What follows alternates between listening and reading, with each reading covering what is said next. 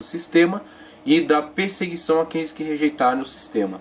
Aqueles que não se adequarem, não se submeterem ao sistema que será estabelecido, serão então perseguidos duramente e serão eliminados. Então temos aí como que um pequeno recado, um pequeno sinal que fica como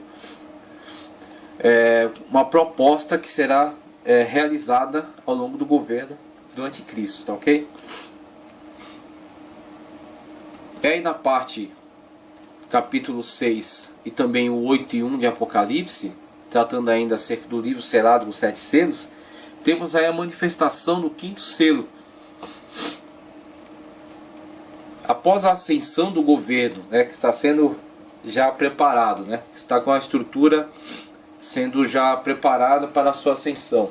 Após a ascensão da religião universal, que está sendo promovida pela maçonaria, por exemplo, com o sincretismo, a unificação de todas as religiões debaixo desse conceito e a promoção desse personagem que virá. Após a manifestação desse governo, com a imposição do seu sinal, do seu sistema e a perseguição ferrenha àqueles que rejeitarem, temos então agora a abertura do 5º selo. Com o 5º selo, Apocalipse capítulo 6, também 9 ao 11, a multidão dos que negaram o sinal da besta. Ou seja, este 5º selo aborda exatamente o resultado das ações de perseguição do anticristo. O resultado das ações de perseguição do anticristo. A multidão dos que negaram o sinal da besta, o 666, foram mortos e aguardam por justiça, clamam por justiça. Havendo aberto o 5º selo, vi debaixo do altar as almas dos que foram mortos por amor da palavra de Deus e por amor do testemunho que deram. E clamavam com grande voz, dizendo: até quando, ó verdadeiro e santo dominador, não julgas e vingas o nosso sangue dos que habitam sobre a terra? E a cada um foi dada uma comprida veste branca, e lhes foi dito que repousassem ainda um pouco de tempo, até que também se completasse o número de seus conservos e seus irmãos que haviam de ser mortos, como eles foram. Então veja aí o resultado da ascensão e do estabelecimento pleno da política do anticristo, de unificação financeira, política, religiosa, unificação em todas as áreas, tá certo? E a perseguição daqueles que forem rebeldes a esta unificação, aqueles que não participarem desse sistema. A perseguição de tal modo a produzir exatamente esta imagem, conforme é nos revelada na abertura do 5º selo, a multidão daqueles que serão martirizados. Esses aqui são os mártires da grande tribulação, tá ok? Da igreja que ficou, daqueles que nasceram durante a grande tribulação, da sua resistência, tá certo? Ao ataque, a sua resistência à ação do governo do anticristo, são mortos então e são visualizados nesse 5º selo, mas é dito a eles ainda que esperem até que se complete o número. Então tal é a dimensão desta ação do governo do anticristo. É visualizada essa multidão e é dito ainda que aguardem, porque ainda outros haverão de ser mortos. Tal será a grande movimentação que haverá ainda durante a grande tribulação. A igreja que ficou pregando a palavra da qual sabe ser verdade, porque vivencia na sua própria pele esta verdade que deveria ter adotado como para melhorar o seu padrão de vida, de santificação, para poder participar da graça do arrebatamento, não estando prontos, não estando plenamente maduros para o arrebatamento, ficaram, mas estão plenamente conscientes da sua missão, tá certo? Estão plenamente conscientes de que se fraquejarem e aceitarem o sinal, não terão mais qualquer oportunidade, qualquer chance. Por isso vão até o fim, vão até as últimas circunstâncias, mesmo diante da morte, mesmo diante do tormento, das torturas, da tribulação intensa a qual estão vivenciando, vão até o fim para não negar a Cristo e participarem desta multidão, tá certo? Então este é o quadro da grande tribulação. A tribulação para a igreja que ficou do arrebatamento, para a igreja que nasce durante a grande tribulação, e ira de Deus, como veremos mais à frente, para o governo do anticristo. Então este é o 5º selo. No 6º selo, veja, 6º selo, Apocalipse 6, 12 a 17, também Isaías 24, 19 a 21, 26, 20 ao 21. No sexto selo, vê-se a ira do Cordeiro sendo derramada sobre aquele que se levantou para perseguir todos os que negaram o sinal. Também os 144.000 fiéis e as duas testemunhas. Este mesmo Cordeiro que foi remidor, advogado, agora mostra esse supremo juiz. Então as manifestações aí, tanto do sexto selo quanto o parêntese, o primeiro parêntese, a menção aos 144.000, tá certo? Escolhidos dentre os judeus, tendo diversas tribos mencionadas aí nessa leitura, tá certo? Leiam Apocalipse 7, vejam aí as tribos que são mencionadas. Veja que não é mencionado a tribo de Dan, tá ok? Não é mencionado Efraim, mas é mencionado José e Manassés. Mas não é mencionada a tribo de Dan. E a tribo de Dan que não foi mencionada, ela acaba criando aí uma hipótese para alguns teólogos que analisam essa questão, a hipótese de que o anticristo pode vir exatamente dessa tribo. Essa tribo que, conforme as profecias de Jacó, já no seu leito, né, prestes a morrer, ele dá palavras proféticas acerca de seus filhos, fala acerca do cetro de Judá, tá ok? E fala também acerca de Dan, e descreve Dan como uma serpente no caminho que morde a pata do animal, derrubando o seu condutor. Então é como que alguém traiçoeiro. E Dan, futuramente, na história de Israel, veremos que Dan é a primeira tribo a trazer a idolatria para dentro das famílias de Israel. Então a primeira tribo a se associar institucionalmente, tá certo? Não indivíduos da tribo, mas toda a tribo se associaram a um culto idolátrico, a idolatria, trazer a idolatria para dentro de Israel. E aí vemos que em Apocalipse, na descrição das tribos que participarão, que comporão o número daqueles salvos que irão pelo mundo pregando o evangelho, construindo o número daqueles que serão os mártires, tá certo? A multidão que será ressuscitada para reinar com Cristo no milênio. Dentre os mencionados, Dan está excluído.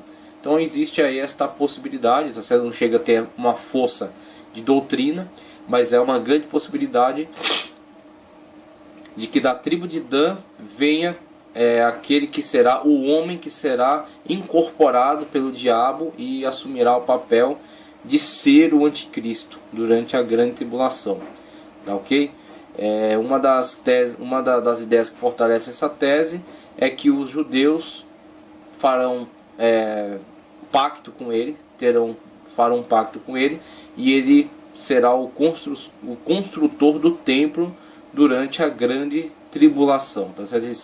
Ele será o construtor do templo durante a grande tribulação e encerrará então esse período de pacto com os judeus quando adentrar ao templo e exigir adoração a si, aquilo que Daniel descreve como a abominação da desolação no lugar santo. Isso será a ação do anticristo quando, quebrando o pacto, ele exige dos judeus adoração para si, para a sua pessoa, o que levará os judeus a rejeitar esta proposta e sofrer a perseguição, as duras perseguições empreendidas pelo anticristo. Então vimos aí a questão do sexto selo, tá certo? Com relação aos 144.000, que são abordados aí nesse parênteses, esse primeiro parênteses na narrativa. E dentre os 144.000 não é citada a tribo de Dan, e existe essa tese de que o anticristo pode vir de dentro de remanescentes desta tribo. Tá ok? Na continuidade, sétimo selo. Sétimo selo anuncia as 7 trombetas. Aí temos Apocalipse do 8, 2 ao 13, 9, 1 ao 21, 11, 15 ao 19, a narrativa acerca das 7 trombetas.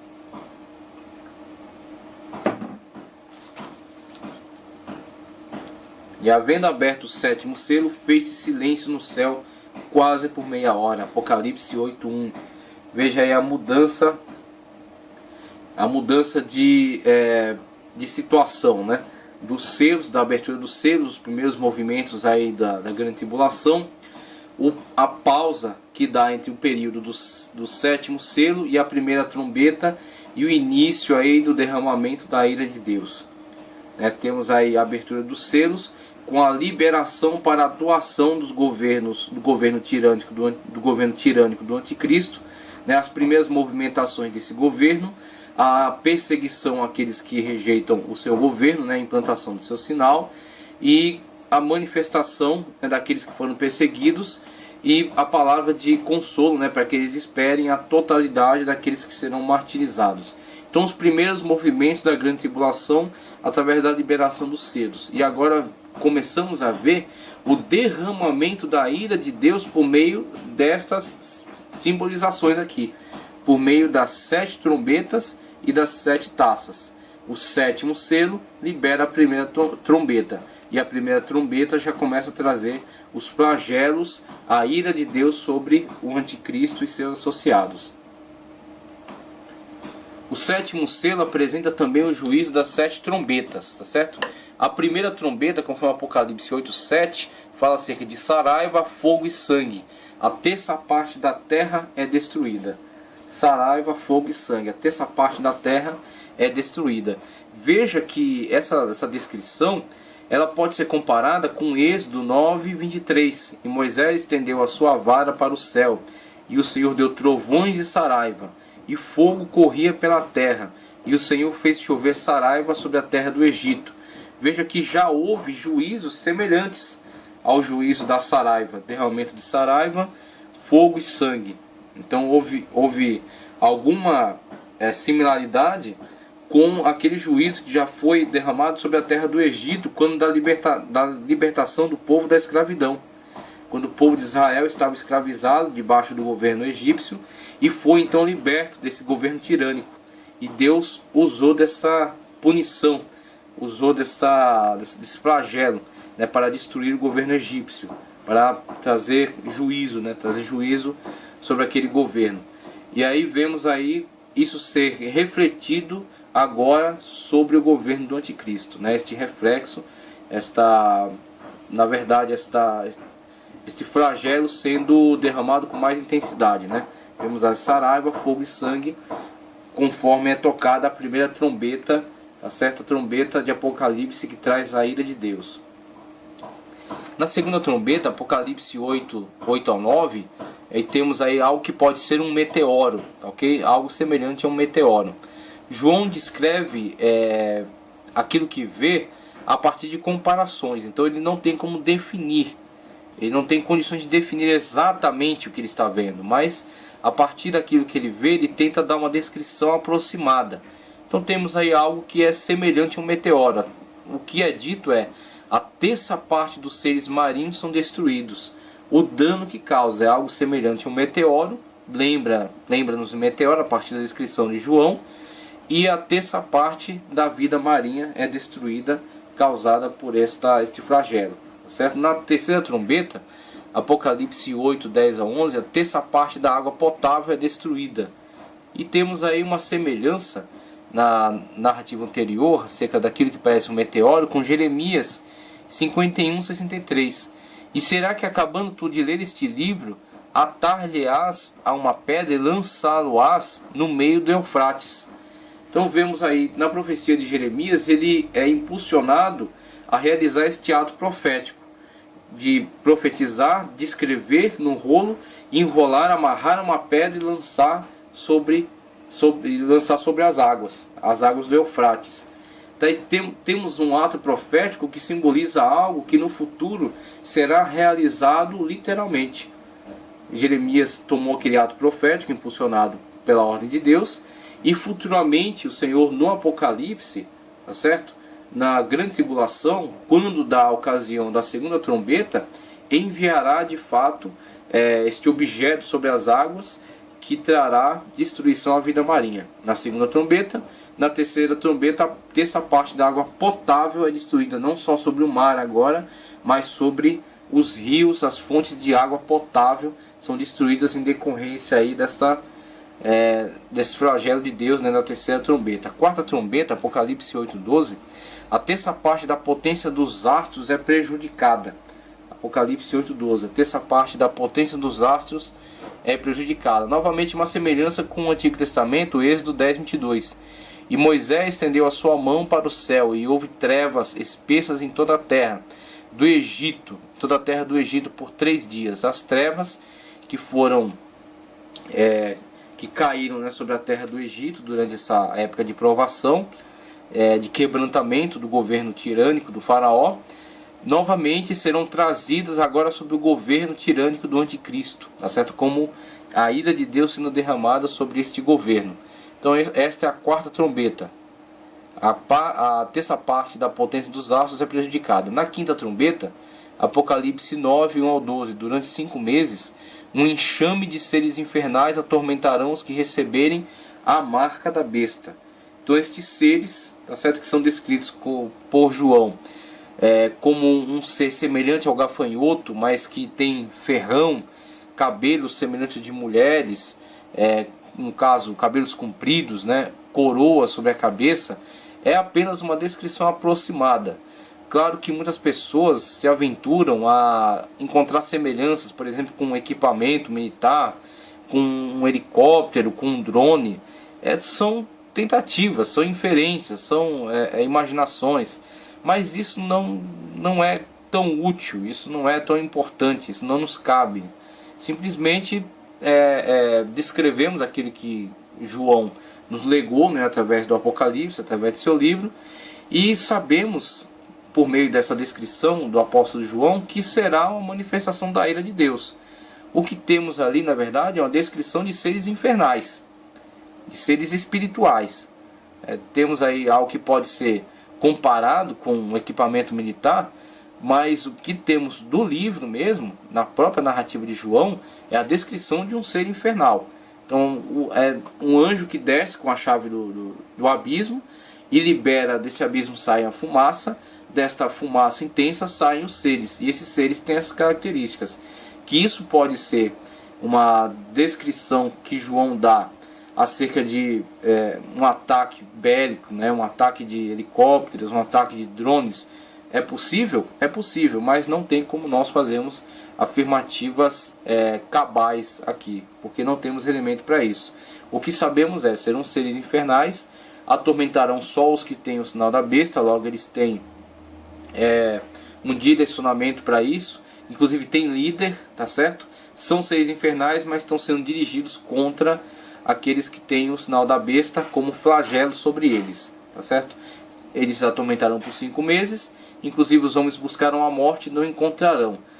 Eles buscarão a morte e não encontrarão durante este período, o período dos 5 meses, em que serão atormentados por esses seres infernais, conforme descrito aí pelo apóstolo João, tá certo? Na sexta trombeta, vemos Apocalipse 9, 13 a 21. 4 seres demoníacos são liberados e lideram um numeroso exército que em um momento apenas matarão a terça parte dos que adoram a besta.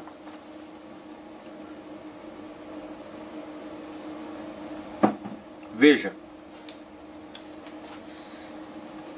nessa época, primeiro, com o mundo, né, sendo afligido por esse governo tirânico que foi implantado, o diabo agindo com liberdade, né, para conduzir essa situação, esse momento histórico, agindo como capacitador do anticristo, né, e também do falso profeta que promove o seu governo. Agora também vimos a cooperação de outros seres que na verdade estão sendo liberados por Deus. São seres satânicos, são seres demoníacos, tá certo? São seres demoníacos, são seres caídos que estavam presos, estavam acorrentados, tá certo? Em um lugar que só Deus conhece, estavam acorrentados nesse lugar e são liberados agora como flagelo de Deus. Então, à época, estamos vendo aqui o governo de Satanás através do anticristo e do falso profeta. Mas também estamos vendo a interação de outros seres liberados por Deus, seres caídos, liberados por Deus para este momento, para esta hora. Então vemos aí esses 4 seres demoníacos que tomam posse de corpos, né, tomam posse de corpos de lideranças, lideranças militares, por exemplo, e marcham aí, marcham infringindo destruição até aqueles que têm o sinal da besta. Então vemos aí que não estamos observando somente a tribulação para aqueles que que rejeitam o sinal da besta e estão fiéis a Cristo, né? Mesmo até o martírio, até a morte, até o sofrimento, mas estão fiéis aguardando a sua salvação em Cristo. Vemos aí que a tribulação que é infligida sobre eles não é a única que está participando desse momento. Existe a tribulação sobre eles, mas existe também a ira de Deus agora sendo completamente voltada para aqueles que têm o sinal da besta, o sinal do anticristo. E esta ira de Deus, ela é promovida tanto através de elementos da natureza, meteoros, né, que são lançados sobre o mar, que mata a vida marinha, diminuição da potência dos astros, né, com trevas sobre a terra, danificação da terça parte da água potável, saraiva, fogo, sangue, seres infernais liberados, e também agora espíritos malignos que tomam conta dos exércitos e empreende matanças contra aqueles que têm o sinal do anticristo. Vimos aí nessa descrição o que é a ira de Deus contra eles. Isso aí são sinais, são manifestações plenas da ira de Deus contra este governo do anticristo, utilizando-se de seres infernais para isso mesmo. E aí um comparativo aí com o Antigo Testamento, temos Ezequiel 39:2. E te farei voltar, mas deixarei uma sexta parte de ti, e far-te-ei subir do extremo norte, e te trarei aos montes de Israel. Então temos essa profecia de Ezequiel falando acerca dos reis do norte, tá certo? Aí temos quem estava ao norte de Israel nessa época, a Síria, né? Mas aí temos outras nações que ocupam esta região e que estão ao norte de Israel, e conforme a perspectiva profética de Ezequiel, não serão extintas, ficarão, porque futuramente tem uma missão a cumprir, serão trazidas ao norte de Israel. Então haverá tanto a matança dentro daqueles que possuem o sinal do anticristo, como haverá também uma preparação para uma guerra futura. A guerra que será abordada em Apocalipse é chamada Guerra de Ar-Megido, tá certo? A guerra que será empreendida nesse local geográfico de Megido, tá certo? A guerra de Armagedon, que será futura. Sétima trombeta, Apocalipse 11:15-19. Apocalipse 11:15-19. Fim dos selos e as trombetas será já a época em que o anticristo terá rompido o pacto com Israel, como foi predito por Daniel. E o abominável irá querer invadir o lugar santo, como mais uma das características que também nos é fornecida pelo Senhor Jesus. Durante esta grande tribulação que são derramadas as 7 taças da ira de Deus, não mais sobre a terça parte, mas sim sobre a totalidade. Então temos aí o fim dos selos, iniciadas as trombetas, o início da ira de Deus sendo derramada sobre o governo do anticristo, afetando a fauna e a flora, e afetando também o próprio governo do anticristo, né, como o derramamento da ira de Deus sobre eles. E passada agora as trombetas, tocada a 7ª trombeta, anunciada a primeira taça, a totalidade da ira de Deus sendo derramada agora sobre o governo do anticristo, né, afetando inclusive a totalidade da atmosfera terrestre, né, tornando este mundo insuportável para aqueles que são associados ao anticristo e ao seu governo, eliminando completamente esse âmbito que ele havia promovido de falsa paz, tendo já a igreja, né, aqueles que fazem parte dos fiéis da igreja, sido perseguidos, tendo já sido mortos, né, sendo completamente martirizados, suas vidas ceifadas, né, mas aguardando aí a grande ressurreição que Cristo trará sobre eles, né, a ressurreição que Cristo empreenderá, fazendo-os vivenciar o milênio, mas aguardando ainda este movimento, né, aguardando ainda a conclusão da ira de Deus que está sendo plenamente derramada sobre o anticristo e seus associados. E aí temos um comparativo com o texto de Hebreus 9:24. Porque Cristo não entrou num santuário feito por mãos, figura do verdadeiro, porém no mesmo céu, para agora comparecer por nós perante a face de Deus. E aí temos esse texto bíblico, porque nas narrativas de Apocalipse que mencionamos, temos, por exemplo, a visualização da arca, onde é visualizada por João a arca no ambiente celeste. E aí podemos fazer uma comparação aí com o texto de Hebreus, que nos esclarece que Cristo compareceu perante o trono de Deus, perante a arca celestial, para oferecer o seu sangue por nós, né? O seu sangue vicário, substitutivo, um sangue suficiente, diferentemente dos sacrifícios levíticos que tinham que ser constantemente renovados. Cristo fez um sacrifício definitivo por nós.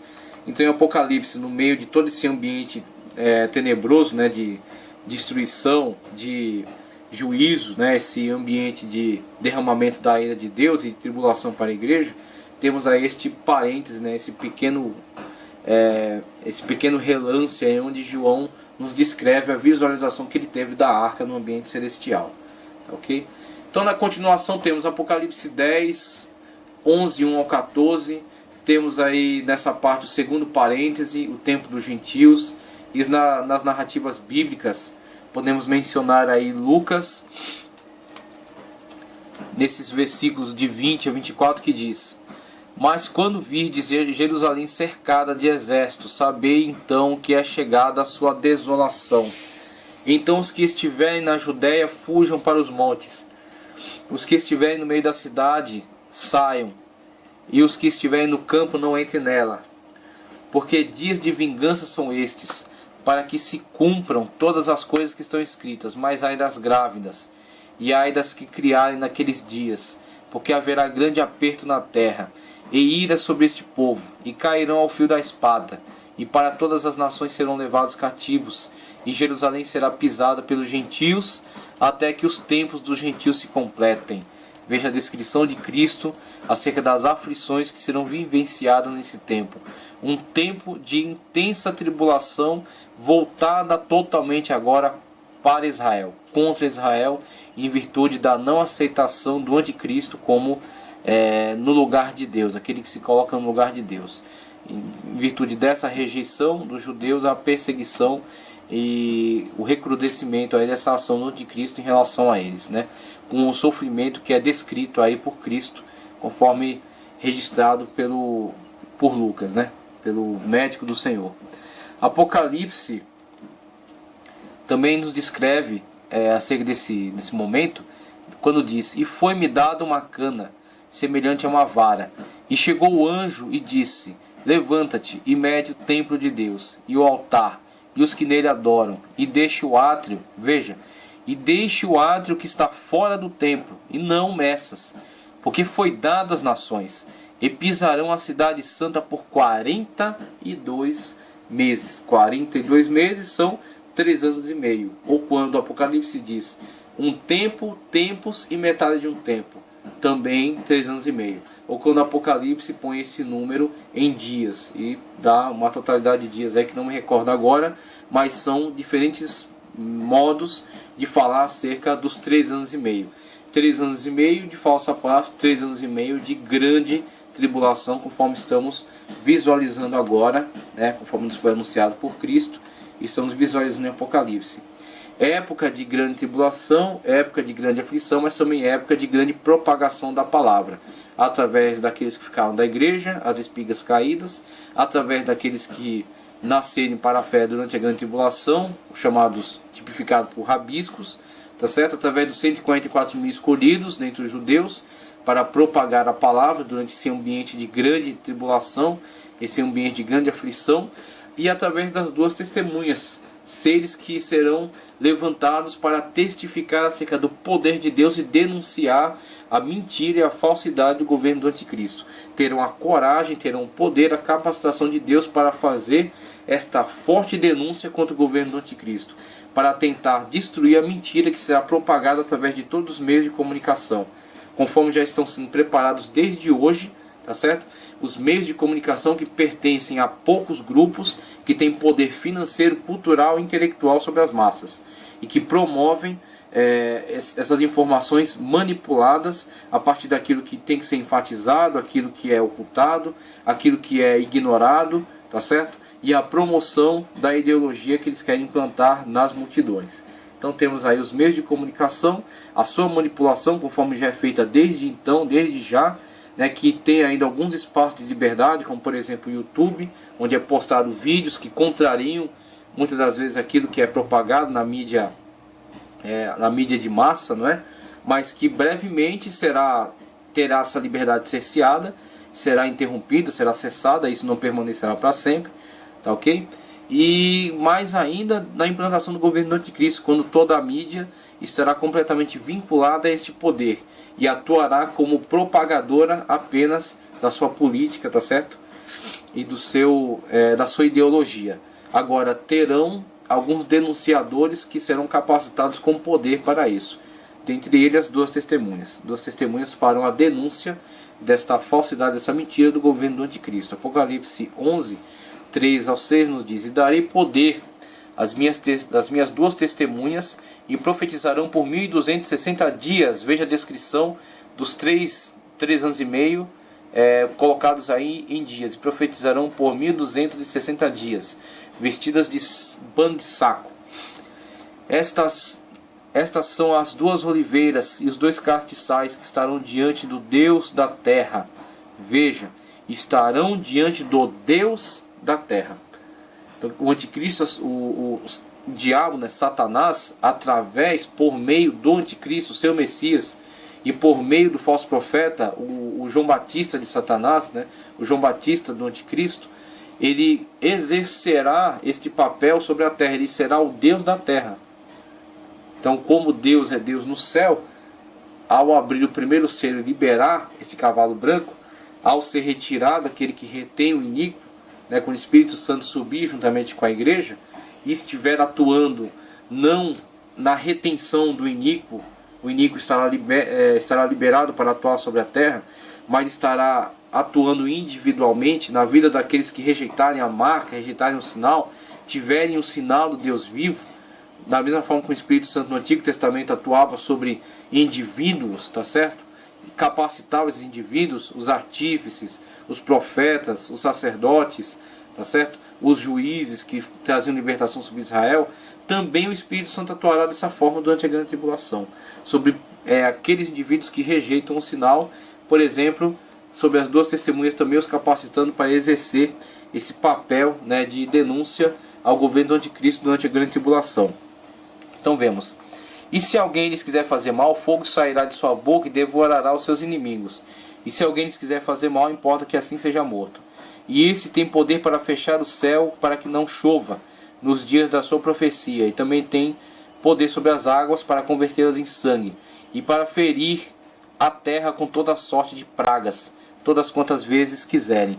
Então esta é a atuação das duas testemunhas durante o período da grande tribulação, e o poder que exercerão, tá certo, para convencer as pessoas acerca da mentira do governo do anticristo e para dar testemunha acerca do poder de Deus. E aí, na continuidade, vamos ver depois acerca da palavra que fala do dragão, tá certo, da mulher vestida de sol, tá certo, do anjo e dos flagelos que serão cometidos pelo anticristo contra o povo santo, contra o povo que mantém-se fiel a Deus e que rejeita a adoração a este governante tirânico, rejeita a adoração ao anticristo, e que serão por isso intensamente perseguidos, mas serão por fim salvos, libertos dessa perseguição, quando Cristo vier com a sua igreja na guerra de Armagedon, vencer o diabo e instaurar o reino milenar.